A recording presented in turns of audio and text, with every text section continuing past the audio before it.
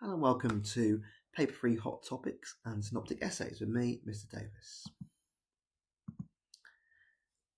So as we go through pack by pack, we're going to look at some hot topics in the data response questions which have never come up in any paper, 1, 2 or 3, as well as some hot topic synoptic essays which haven't come up as a micro and macro essay before, which you might want to think about as we go through.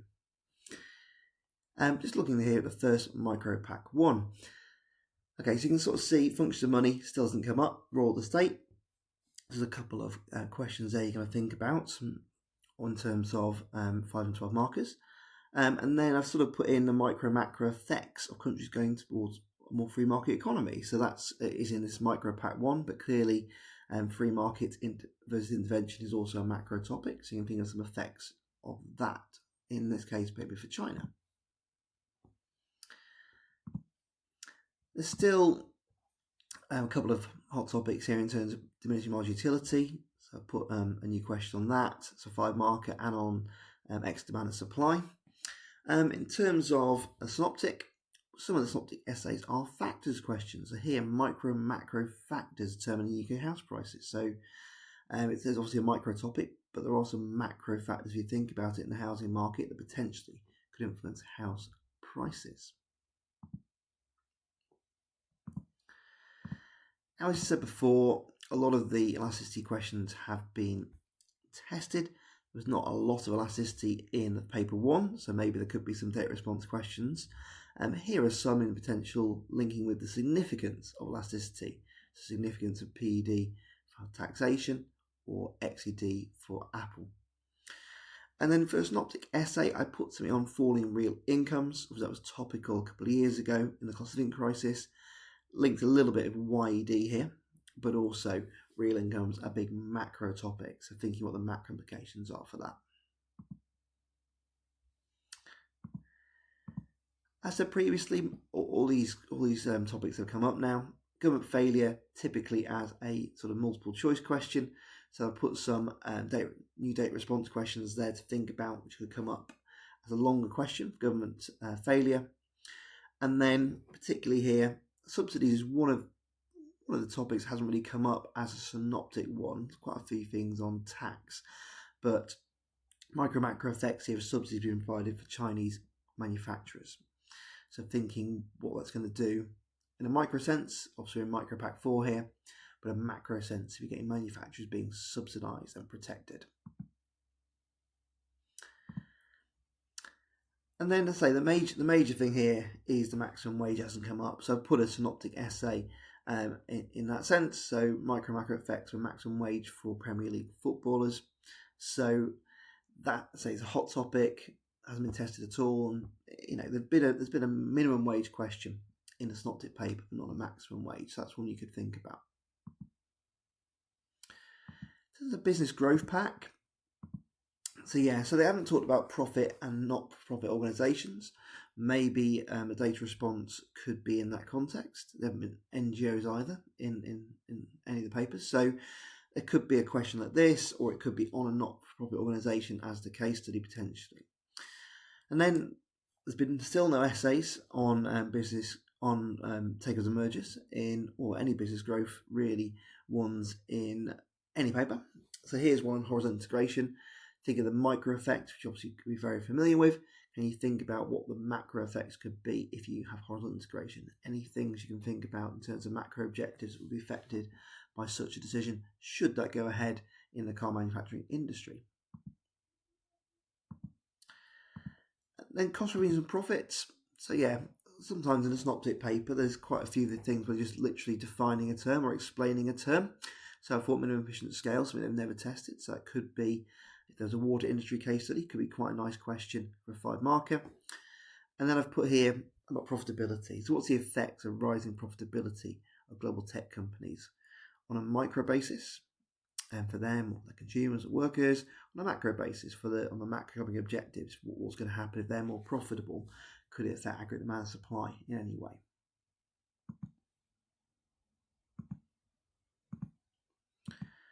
And yes, probably satisficing again, something that they haven't tested before. So I've got one reason why British Airways, could be any firm really, why British Airways may decide to pursue profit satisficing, or again, it could just be explain could just be explained, the term, profit satisficing. And then I've gone for shutdown here. So the shutdown points, so micro and macro factors that lead to shutdown of high street retailers. So I think you can probably think of quite a few micro things there. But obviously a lot of, if you think of any of the macroeconomic factors, external factors for a business that could help them, lead them to shutting down. Then market structures, part 2. So again, they did have price, non-price strategies on electric vehicles in paper 1, but specific pricing strategies, they've still not tested this predatory pricing and limit pricing. Remember, in the synoptic paper, they can retest things. There's no sense that because they put price and non-price strategies into paper 1, they're not going to have something on it in paper 3, and that'd be a good way of testing something they haven't tested before, specifically predatory pricing and limit pricing. And obviously, you'd have a case study for that. And then the other thing on hot topics wise is the implications of increased contestability on the behaviour of UK high street banks or just any firms. So the entry of Monzo and Revolut, and what's that threat of entry going to do to the behaviour of firms, existing firms like NatWest and Barclays. And then again, another pricing strategy. So it's very topical, the price wars in the UK supermarket industry. So again, quite a lot of the micro side of that, but think through some of the macro implications of a price war going on in the UK supermarket industry and what that could do. And the final government intervention pack, there's still quite a few little topics here that they could test individually. There's been lots of questions on these, but more broader questions. So something very specific, price regulation. There's never been a question that's on that individually. It wasn't meant by quality standards. And then I thought UK railway nationalisation could be quite a good topic. And be quite a lot of good things they could do on the railway industry potentially. So micro and macro effects of the UK rail nationalisation could be a potential synoptic essay. So think through, some of the micro, what macro implications could there be here potentially if the railways are nationalised and run by the government specifically. Let me switch into macro. So UK national wellbeing is still this hot topic. How is that measured by the ONS? So I put a 5 marker there. And then also you can get calculations as a 5 marker. So they could have real GNI, so working it out using the inflation or CPI figures there. And then because economic growth has been a big sort of priority for the UK, I put the micro-macro benefits of fast economic growth. And I realised there was something in paper 2 on the conflicts of growth for China, but again, there's no reason why they can't test that again, but in a different context in a different country. And it's slightly different, the benefits versus the conflicts in some ways. But obviously conflicts could be some evaluation for that question. Then other hot topics, so they did a bit of balance of payments. So they've done a bit of balance of payments the last couple of years. And I've tested that a little bit more frequently than they have done in the past. And things they haven't still done, the impact. So we've had a record trade deficit during the cost of living crisis. What's the impact of that for the UK? And then these, again, things, just these small topics, which they could just put as a 5 marker, difference between unemployment and underemployment. So that could be a good way of testing that. I've put here, again, migration is another one. There's often been questioned in the past on previous exam series on impact of migration on unemployment and employment. They had a question on population in India, so maybe that's a similar question that has been covered. But immigration itself, a big issue in the UK, was a big rise in it, now it is falling. So that's an interesting one to think about, the micro-macro implications of that. But yeah, similar to maybe the one last year on population. And again, I'm still thinking that these sort of short questions, these 5 markers, could really pick out these little differences. They're like these difference questions, as you saw, difference between renewable and non-renewable in paper 1, between gross investment and net investment, maybe use some data then with that. And I just put a factors question here. So micro and macro factors influencing aggregate demand. So all the macro factors, but think of which things that influence aggregate demand have a microeconomic dimension to them. And into sort of policies and conflicts. So yeah, they've never done supply side policy specifically interventionist or market orientated. So there you can see one on the labour market, on Labour government's interventionist policies since they come into power. the role of the MPC or the Bank of England. So again, it did a bit on central banks in the first paper and second paper 2. But that role of the Bank of England or the role of the Monetary Policy Committee could be something to test. And then I put something here. There's never been anything on the Great Depression. So micro and macro effects of the UK's demand-side policy response to the Great Depression. Now, in that, and sort of, if they did do a Great Depression sort of case study and synoptic paper, they'll obviously give you some information there. But you should be aware of what the UK's demand-side response to the Great Depression was in terms of the contractionary fiscal policy with the expansion monetary policy. So those are sort of be a way into that question to think about those policies. And they have done this in the past. The effects of policies has been a synoptic way of doing it. Just wanted you to think here a little bit about that, the Great Depression, and whether you remember those policies. Then the role of the state. So again, this structural cyclical deficit. So again, they could ask you that difference, or just one of them. What is the structural deficit? What's the cyclical deficit? The 5 markers are a great opportunity to test a specific key term. So those ones could come in. They've also not really tested the factors influencing things like public expenditure, national debt, budget deficit, those sort of things. So I've put a reason for why we've had high public expenditure in the UK economy, I guess, in recent years. I think you've probably got some ideas what's causing that. And then, the micro and macro effects of increased national debt, very topical, national debt. They had a question on Germany's national debt, paper 2, last year, but the micro and macro effects of that. So think a little bit about that potentially. Things like crowding out could come into that answer. And then, not a load of questions left in inequality and poverty. They did have that economic change and capitalism. That sort of, they weren't the only things they could do in that question, but in that China question, I think they were hinting at industrialization and economic change and inequality.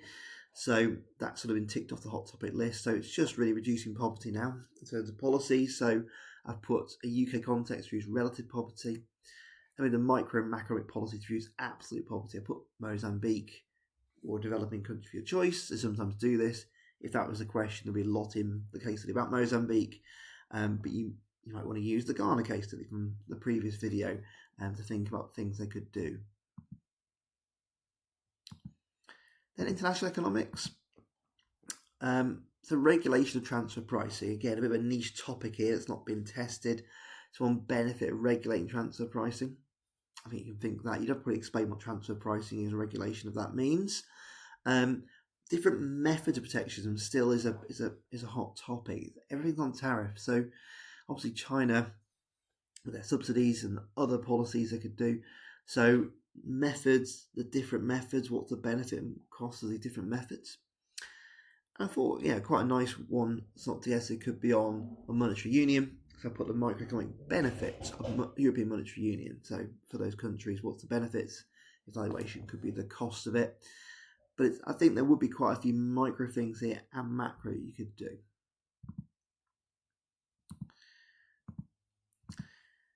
And then, they've never done anything on the effects of competitiveness being good or bad. So I just put a very nice 8 marker there, 2 likely macro effects of a fall in US competitiveness, maybe over time.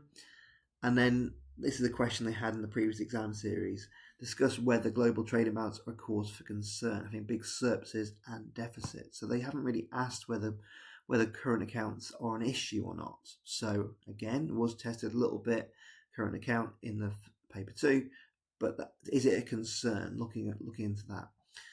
And then yes, the micro macro effects of a competitive valuation by China.